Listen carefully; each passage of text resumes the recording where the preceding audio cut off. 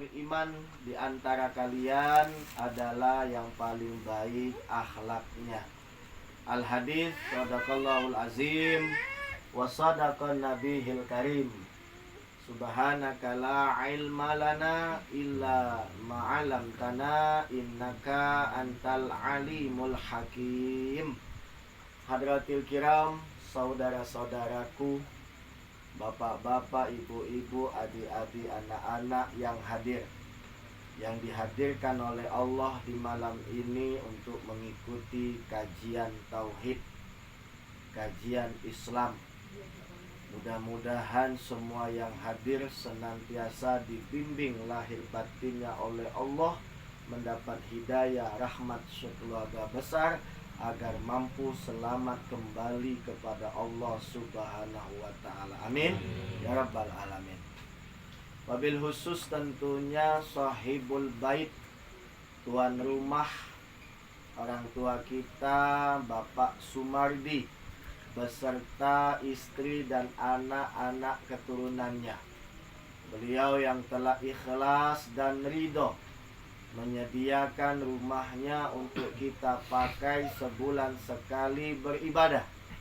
Mudah-mudahan keikhlasan beliau kita doakan, anak keturunannya diangkat derajatnya, dimuliakan oleh Allah, bahagia dunia akhirat, menjadi anak yang soleh dan soleha. Liridhoillah. Al-Fatihah. A'udzubillahi minasyaitonirrajim. Bismillahirrahmanirrahim.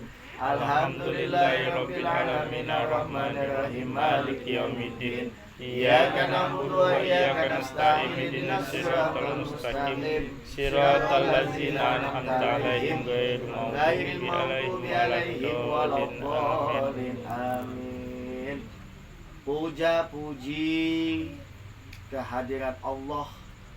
Segala pujaan, segala pujian hanya Allah lah yang berhak mendapatkannya. Karena Allah Al-Hamid, Maha terpuji.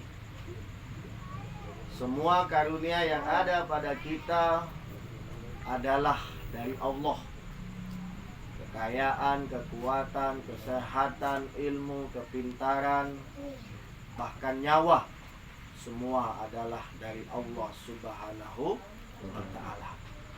Maka sudah patut dan kita wajib hukumnya bersyukur kehadirat Allah Rabbul Ghafur, Allah Subhanahu wa ta'ala, dengan senantiasa salah satu wujud syukur yaitu berzikir, mengingat dan menyebut nama-nama Allah Subhanahu wa ta'ala.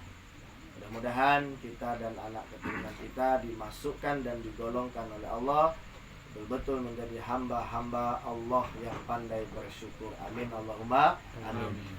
Salawat dan salam mari kita aturkan kehadiran alam baginda Rasul Muhammadin sallallahu alaihi wasallam beserta keluarga, para sahabat dan para pengikutnya hingga akhir zaman.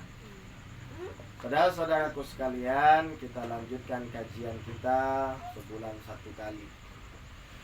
Jadi orang-orang yang hadir di majelis ilmu, dikatakan dalam satu hadis, akan dimudahkan jalannya untuk masuk ke surganya Allah, dimudahkan jalannya untuk dapat kembali kepada Allah Subhanahu wa ta'ala. Bahkan kata Rasul, orang yang hadir di majelis taklim itu lebih afdol. Lebih abdul itu berarti lebih utama, lebih bagus daripada sholat sunat 1000 rakaat. Ya. Jadi kalau kita di rumah, di kamar sholat 100 rakaat, 200 rakaat, 100 sampai 1000 rakaat lah, yang mungkin tidak pernah kita masih lebih utama, masih menang lah uang yang hadir di pengajian. Tapi pengajiannya niatnya mencari ridho Allah. Nah, kita malam ini syukur ini, Masya Allah ya. Itu yang kedua. Yang ketiga kata Rasulullah, hadis sahih, orang yang hadir di pengajian itu lebih utama dari menjenguk 1000 wong yang sakit. Coba, Masya Allah, itu sehari ada tak 5 kali jenguk wong sakit. Belum paling banter 2 atau 3 waktu kan. Waktu sudah itu kali nengok, kalau ini ngamplop di 50-100 digorong lah 3 Nah ini hadir di pengajian lebih utama dari nyenguh uang yang sakit 1000 uang. Masya Allah. Artinya apa hadis ini? Artinya betapa pentingnya uang duduk hadir di majelis taklim. Ada 13 dalam hadis itu doa orang yang diterima oleh Allah. Ya. Nomor 9, uang yang senantiasa banyak berzikir kepada Allah. Kata Rasulullah, doanya insya Allah dikabul oleh Allah. Nah yang nomor 13 adalah orang yang datang di pengajian bersama-sama dengan jamaahnya, berdoa kepada Allah, kemudian mengaminkan. Nah itu doanya akan dikabul oleh Allah. Jadi ada 13 jenis orang doanya akan dikabul oleh. Kita malam ini berarti langsung dapat dua. Karena di samping kita majelis taklim itu belajar pengetahuan agama, ya. Ditambah juga kita ini tiap bulan di sini ada majelis zikir. Jadi dapat dua. Kalau majelis taklim misalnya ada yang sekedar tausiah, ya. Selesai tausiah, selesai bubar balik, berarti cuma dapat ciko. Nah kita tadilah diawali dengan baca sholawat, diawali lagi baca asmaul husna, diawali lagi dengan tausiah, diakhiri lagi kaget dengan zikir, ditutup lagi dengan doa. 5 gitu dapat malam. Masya Allah. Nah, inilah karunia yang diberikan oleh Allah Subhanahu wa ta'ala.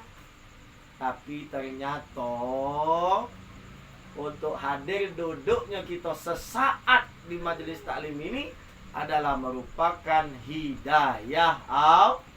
Tanpa hidayah Allah tidak bisa. Dipaksa lah mak mano. Dipaksa lah. Diiming-imingi lah mak mano. Paling waktu diiming-imingi itu datang. Begitu tidak diiming-imingi lagi, tidak datang. Walaupun dia di depan rumah lah. Ada pengajian depan rumahnya. Tanpa hidayah Allah tidak akan datang. Tapi kalau sudah dapat hidayah Allah,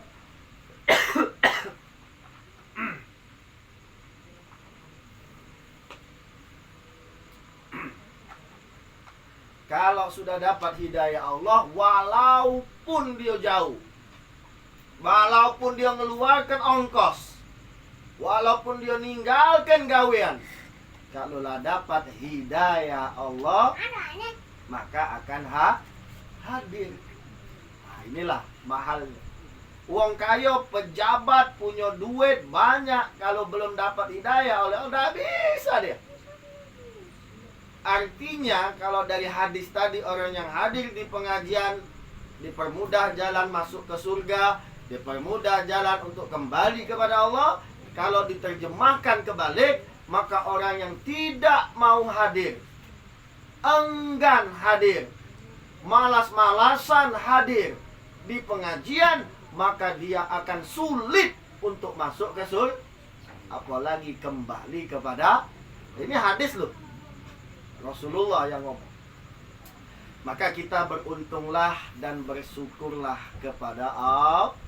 Kita orang yang tidak punya pangkat jabatan, duit kita mungkin bisa dihitung, bahkan tidak bisa dihitung, bukan banyak, tidak kasih duitnya, ya. Tapi Allah berikan hidayah, kita bisa hadir di majelis tak. Masya Allah. Ini jangan dianggap enteng. Inilah mungkin waktu 24 jam siang dan malam, 30 hari Allah berikan, yang kita gunakan cuma 2 jam untuk duduk pengajian. Mungkin barangkali dalam sebulan itu tadi 2 jam yang kita hadir di pengajian, inilah yang bermanfaat, mendapat nilai di hadapan Allah. Yang lain mungkin belum tentu. Di luar kita mungkin kita lalai, boro-boro apa misalnya di mana kan, nggak mungkin nak berzikiran, ya dah. Di pasar misalnya, Rasid berjualan, berzikir, menjemput-jemput apa, dikata wong gila. Dalam hati lah ya Ustaz. Ya dalam hati boleh. Tapi kalau yang kayak di kita ini berzikir nyebut-nyebut, nah aja. Wong nak berdagang ini bukan nak berzikiran, kan? Kayak katong ilmu pelaris pula. Iya. Pas mending ilmu pelari, gila dia ngomong. Nah, kalau zikir di hati, itu di mana, Pak? Gimana? Hanya kita baca sholawat, hanya di majelis taklim. Membahas masalah agama di majelis taklim. Ya tak? Apapun itu di majelis taklim. Nah, kita bersyukur pada tinggal bagaimana kita memegang hidayah Allah ini. Ya. Bahasa lainnya istiqomah. Ya. Apalagi yang namanya kita ngaji sebulan sekali di sini, kami sampaikan kita ini bukan mencari pahala. Walaupun di luar sana orang banyak mencari pahala. Nanti dijelaskan kenapa kita tidak mencari pahala di pengajian atas namanya.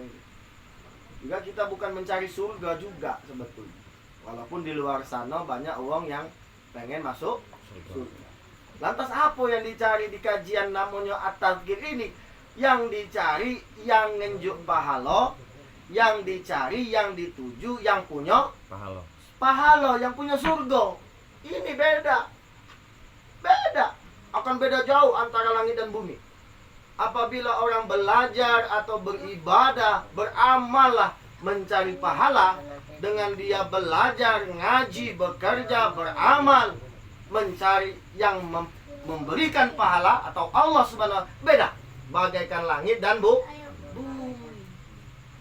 Maka orang yang mencari Allah, ingin dekat dengan Allah, jangankan 1 triliun pahala, kalau Allah sudah ridho, triliunan. Bahkan tak terhitung pahala diberikan oleh Allah.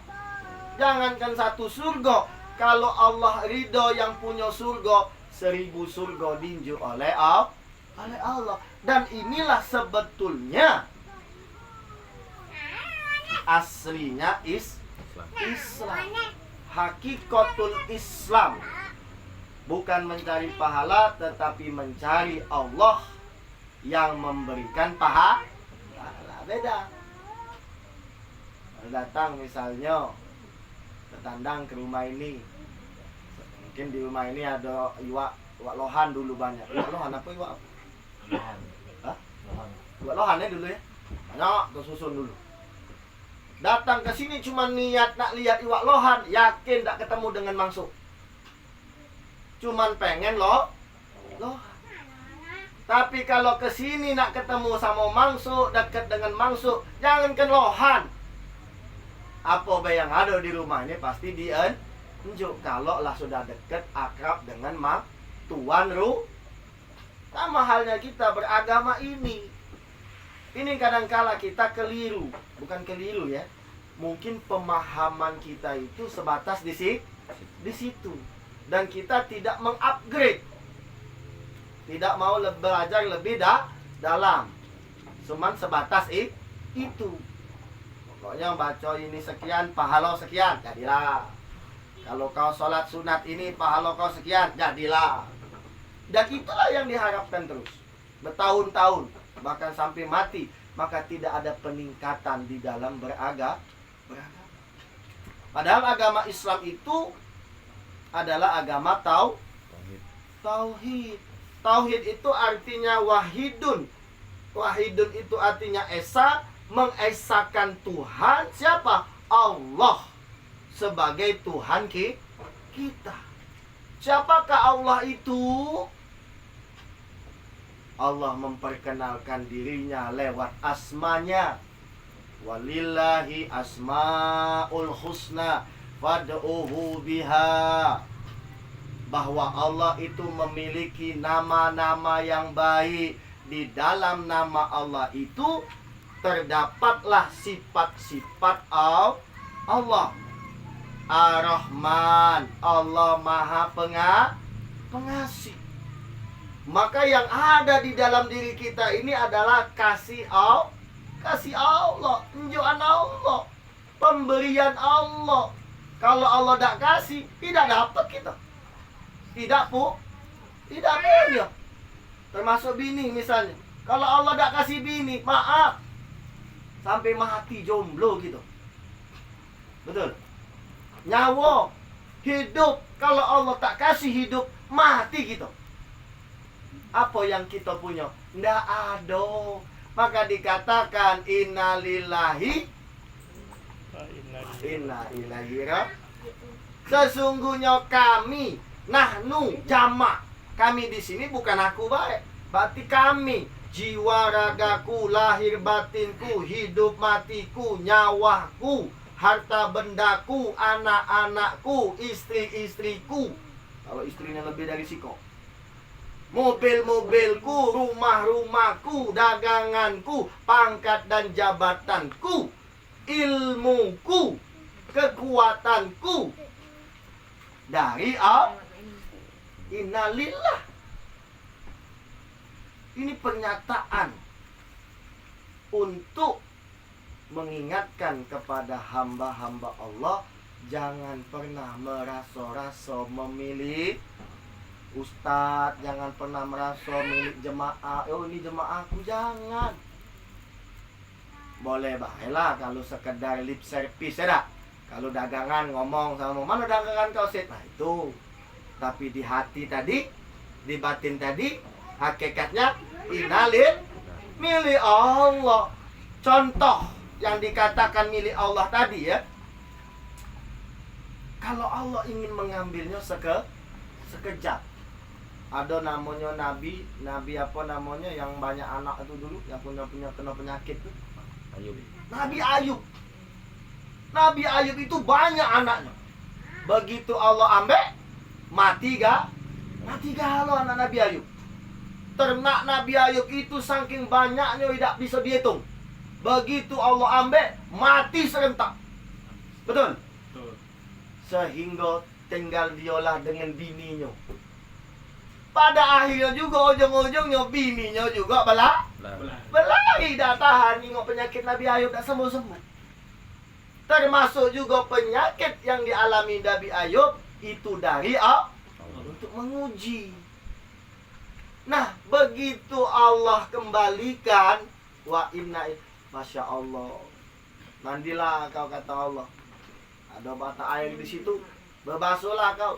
Begitu basuh, sembuh. Begitu sembuh, Nabi Ayub tadi yang sudah tua balik lagi ke muda. Ini sejarah ya. Baca sejarah, namanya ilmal yakin, keyakinan yang diperoleh melalui ilmu pengetahuan. Baca, dengar, lihat sejarah dan lain sebagainya. Tapi pada kenyataan faktanya, wallahu a'lam.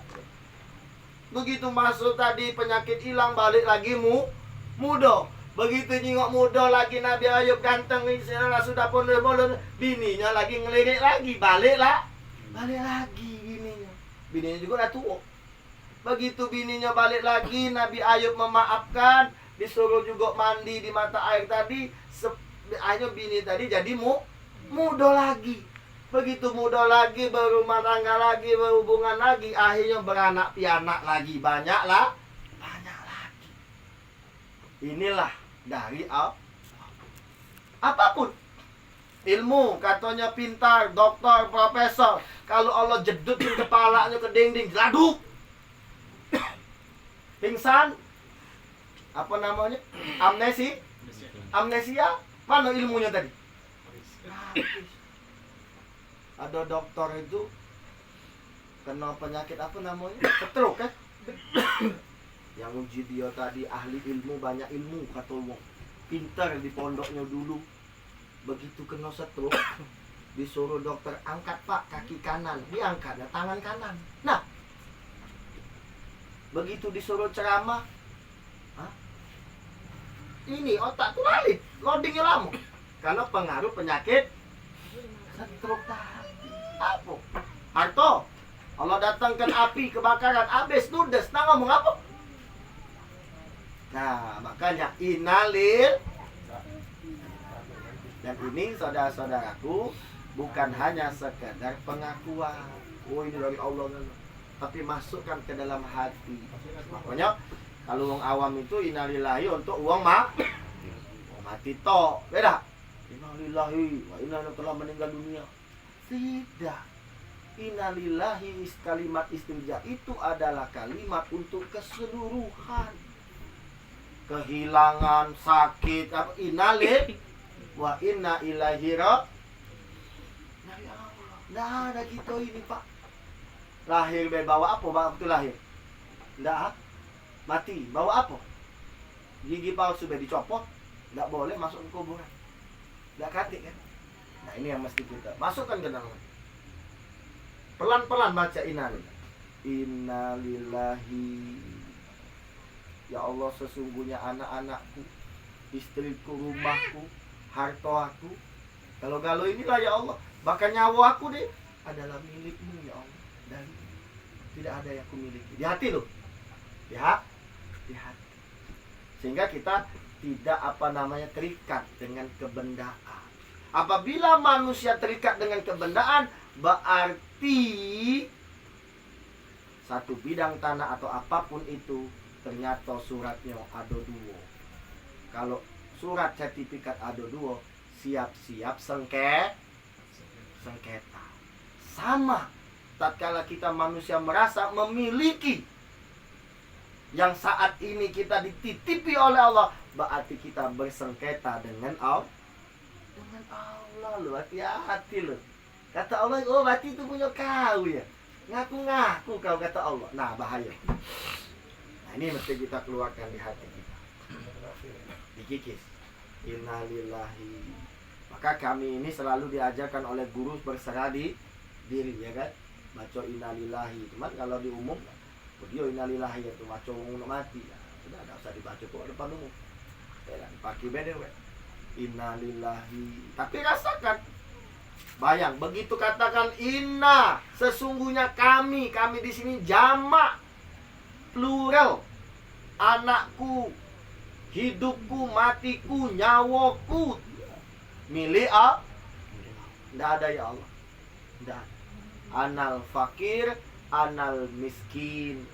Aku hanya seorang hambamu yang fakir, tidak punya apa-apa.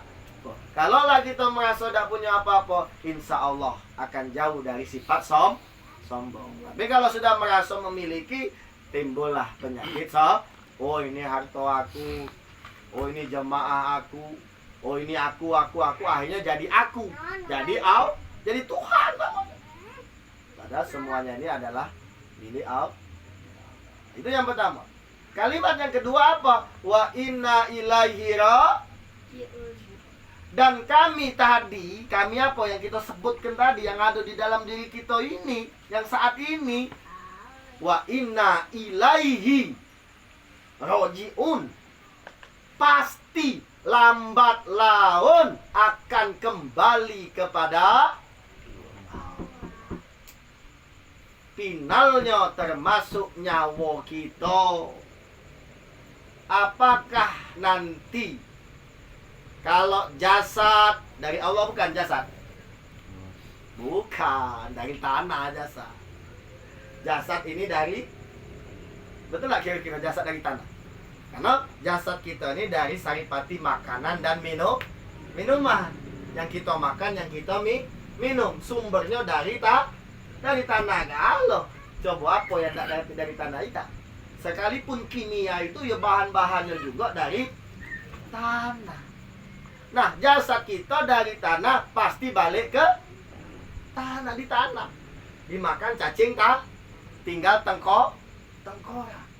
Nah, yang kembali kepada Allah itu apa?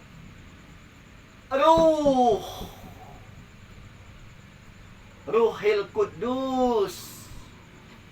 Ruh yang awal muasal yang ditiupkan dari Allah, minallah wal malaikati waruh. Inilah yang dari Allah. Sekarang pertanyaannya, ruh yang ada di badan kita tadi datang dari Allah dalam keadaan suci, sekarang bertengger di badan kita yang hitam, yang putih, yang tua sudah keriput ini. Apakah nanti di suatu masa, di suatu waktu yang pasti akan datang, ruh tadi mampukah kembali kepada Allah? Inilah pertanyaan yang sangat besar. Mampu ndak ruh kita ini? Kan ruh tadi dari Allah. Nah sekarang nak kembali kepada Allah. Di mana alamatnya Allah? Maka disitulah kita pentingnya, perlunya ngaji dan belajar. Tapi ini juga diingatkan oleh Allah bagi wong yang ingin kembali kepada Allah, bagi orang yang mengharapkan keridhaan Allah, bagi orang yang ingin bertemu dengan Allah, bagi orang yang ingin masuk dalam golongan hamba-hamba yang diridhoi oleh Allah. Tapi maaf, 1000 maaf, bagi manusia yang bukan orientasinya innalillahi wa inna ilaihi raji'un, hanya orientasinya dunia dan dunia, nah bisa tidak kelokak juga, tapi terpikir. Mana nak terpikir dia? Kalau yang dipikirannya ini dunia, dunia, dunia, dunia. Mak mana solat jadi wong kayo, mak mana begawe jadi wong kayo, wong kayo, wong kayo, titik. Jangan. Tapi boleh juga kalau disambung. Mak mana jadi wong kayo agar mampu mendapat ridha Allah. Mak mana jadi wong pintar agar mampu mendapat ridha Allah. Mak mana jadi wong pintar dan kayo dan kuat agar mampu kembali kepada Allah. Maka kepintaran, kekayaannya, kekuatannya adalah sebagai alat untuk jembatan kembali kepada Allah. Maka kata Sayyidina Abu Bakar, saya tidak tahu, bukan Abu Bakar ya, maaf, Sayyidina Umar bin Khattab, saya tidak tahu apakah dalam kondisi lagi banyak duit, wong kayo, jadi wong kayo, apakah posisi jadi uang miskin. Aku tidak tahu mana dua kondisi ini, kondisi yang terbaik aku di hadapan Allah, aku tidak tahu. Maka orang yang beriman itu siap dijadikan oleh orang kaya dan juga siap dijadikan oleh Allah orang miskin. Sebab miskin dan kaya itu hanya satu kondisi. Yang terpenting tadi bagaimana tadi ruh tadi bisa kembali kepada Allah. Tidak penting nak jadi ustadz, nak jadi kiai, nak jadi dokter. Tidak penting juga nak jadi jemaah atau orang biasa. Bagaimana yang terpenting itu ruh kita kembali kepada Allah. Kalau sekarang kau kata Allah, cukuplah engkau jadi jamaah saja. Dengan jamaah ini kau bisa kembali kepada Allah, maka menjadi jemaah adalah yang terbaik. Betul? Ada juga dijadikan oleh Allah sebagai seorang ustadz. Jadilah kau sebagai seorang ustadz, karena keustadtanmu inilah engkau bisa kembali kepada Allah, maka itu juga yang terbaik. Maka kata Abu Bakar, kata Umar bin Khattab tadi, aku tidak tahu ya Allah. Aku serahkanlah sama kau ya Allah. Aku takut minta jadi wong kayo, kaget kekayaan aku akhirnya membuat aku jauh atau tidak bisa kembali kepadamu. Nah rugi aku. Atau miskin. Tetapi miskin ini membuat aku bisa kembali kepada Allah, maka itulah yang terbaik. Maka doanya bagaimana yang terbaik sehingga kita bisa kembali kepada Allah. Dijadikan pedagang. Alhamdulillah, mudah-mudahan jadi pedagang yang jujur, yang amanah, yang kayo-kayo, bisa kembali kepada ini yang dicari. Ya dah? Ya dah jadi pedagang juga misalnya, cuma jadi buruh atau buruh lepas, tapi bisa kembali kepada Allah, taat kepada Allah, maka itu juga yang terbaik. Maka intinya apa? Selalu berserah diri kepada Allah. Wala tamutunna illa wa antum muslimun. Dan jangan sesekali engkau mati berpisahnya ruhmu dari sang jasad sebelum engkau dalam posisi kondisi berserah diri total di hadapan Allah. Kalau orang awam, kalau tidak beragama KTP-nya Islam. Bukan, itu baru syariat. Secara hakikatnya definisi Islam itu salah satu makna lainnya adalah Islam itu berserah diri total, lahir batin jiwa raga siang malam hidup mati. Allahu ahad, Allahu kuserahkan hidup matiku ya Allah. Ini kan, enggak kita dibimbing oleh guru. Habis sholat 5 waktu berserah diri, jangan tidak berserah diri. Kalau kami nangkap salah satu pesan guru kita itu jangan lupa berserah diri. Habis subuh sholat, selesai berzikir berdoa, jangan dulu lipat sejadah. Duduklah yang tenang. Ya ilahi ya Rabbi ya Rabbana. Hamba yang bernama Ahmad Ghazali bin Muhammad Alianto, detik dan saat ini ku berserah diri hanya kepadamu ya Rabb. Ku serahkan hidup mati jiwa ragaku ya Allah, anak-anakku, istriku, keluargaku ya Allah, utang piutangku, daganganku, perjuangan semuanya, semuanya ya Allah. Ku berserah diri hanya kepada Engkau ya Allah. Lindungi kami ya Allah, berkati kami dari ba'da subuh sampai zuhur nanti ya Allah. Hanya yakin. Nah, inilah yang dimaksud wala tamutunna illa wa antumus. Kalau ketika ajal datang, Israel datang, kita lah berserah diri, dah lagi nak mikir ke anak. Iyalah anak juga lah sudah punya nasibnya masing-masing, karena anak juga milik Allah. Kita ini cuma dijadikan tempat untuk melahirkannya. Ya dah, an-nafsul mutmainnah irji'i. Hanyalah manusia yang memiliki ruh yang suci, hati yang suci, tidak ada penyakit di dalamnya, yang mampu kembali kepada Allah. Jadi dijelaskan bukan pangkat jabatan, bukan ras dan lain sebagainya, bukan profesi, bukan. Ya. Maka mari saudara-saudaraku, ya, kita gunakan sisa-sisa umur yang masih ada ini dalam kebaikan. Yang pertama, kita mohon ampunan atas dosa-dosa di masa lalu. Berusaha dan berupaya sekuat tenaga, berjuang melawan hawa nafsu, jangan sampai nambahi dosa. Dosa-dosa di masa lalu kita selalu ingat, selalu kenang untuk minta ampunan. Dan yang